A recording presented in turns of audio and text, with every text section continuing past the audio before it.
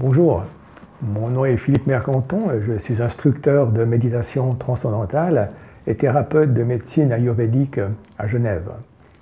Dans cette brève vidéo, je voudrais aborder l'un des aspects les plus fondamentaux de l'Ayurveda, que celui de la relation et de l'influence mutuelle que le corps entretient avec l'esprit. Une bonne coordination entre ces deux est d'une importance capitale dans cette médecine, puisque c'est à leur interface, à leur point de jonction, que se restaure leur équilibre mutuel. L'Ayurveda a donc une vision globale de l'être humain qui est envisagée dans une relation étroite entre le corps et l'esprit. Et sa première approche consiste alors à s'occuper dans un même élan de l'ensemble de l'individu, tout en prenant soin de chaque aspect individuel. C'est pourquoi l'Ayurveda partage largement l'idée qu'une maladie puisse être l'écho d'un état d'angoisse, d'une détresse morale, et que des pensées ou des attitudes négatives puissent participer à la production d'hormones du stress qui jouent un rôle dans nombre de maladies. Le bien-être et l'équilibre psychique font partie des principales caractéristiques de cette approche globale de la santé. Une part importante de la pratique ayurvédique se consacre au rééquilibrage des énergies biologiques fondamentales appelées Vata, Pitta, Kapha et qui jouent un rôle crucial dans le développement de la maladie. Mais ce n'est là qu'une partie de la connaissance totale de l'Ayurveda.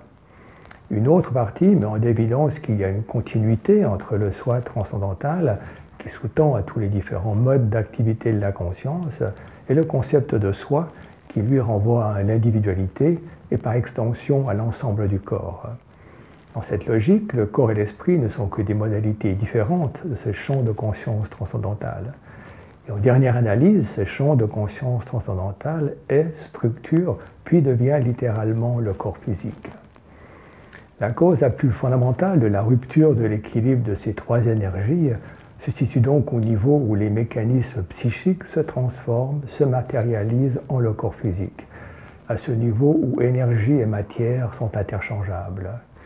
La maladie peut donc être fondamentalement éradiquée en renforçant cette continuité entre le soi transcendantal et le soi individuel, en la ramenant à un niveau d'équilibre et en transmettant cet équilibre à l'ensemble du corps.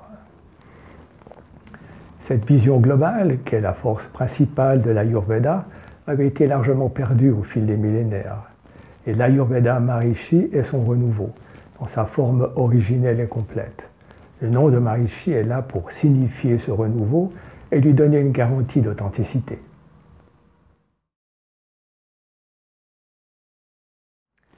De manière à renforcer cette continuité entre le soi transcendantal et le soi individuel, l'Ayurveda Maharishi dispose de techniques mentales très efficaces, telles que la méditation transcendantale ou MT.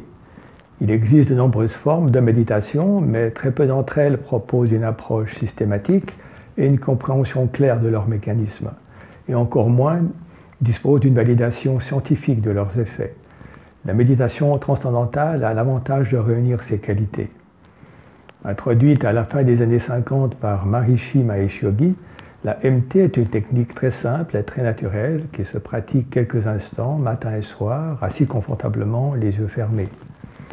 Durant sa pratique, on fait l'expérience d'un niveau de plus en plus apaisé de l'activité mentale, puis on s'ouvre par instant à cet état de conscience transcendantale, d'éveil intérieur total, qui se traduit subjectivement par un état de bien-être, de félicité, que l'on va intégrer dans sa vie quotidienne avec la régularité de la pratique. Parallèlement, le corps fait l'expérience d'un état de repos très profond qui lui permet d'éliminer fatigue, tension et conditionnement profondément enracinés qui, avec le temps, forment un terrain fertile aux troubles de nature psychosomatique. On sort de sa méditation reposé, frais, dynamique, l'esprit clair, prêt à profiter pleinement des heures d'activité qui vont suivre. La MT doit son efficacité à son absolue simplicité. Pas d'effort, pas de concentration, pas de contrôle de l'esprit.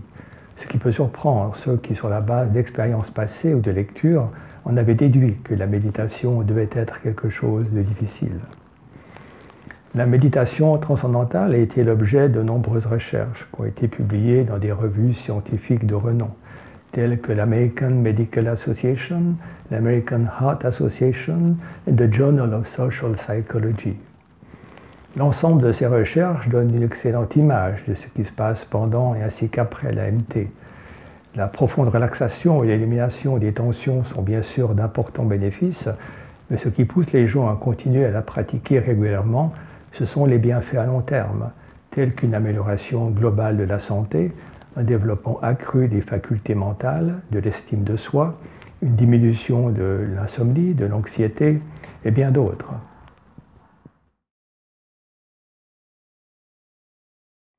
Voilà en quelques mots les principales particularités de cette science médicale millénaire qu'est l'Ayurveda Maharishi. Pour en savoir davantage, je vous invite à participer à l'une des séances d'introduction aux cours de méditation transcendantale qui ont lieu régulièrement en présentiel et en distanciel. L'entrée est libre. Les dates et heures des prochaines séances sont indiquées sur ce site. Vous trouverez également sur le site des informations sur mes activités en Ayurveda Maharishi, consultations, marmathérapie, séminaires et d'autres. Je reste à disposition pour toute information complémentaire et prise de rendez-vous.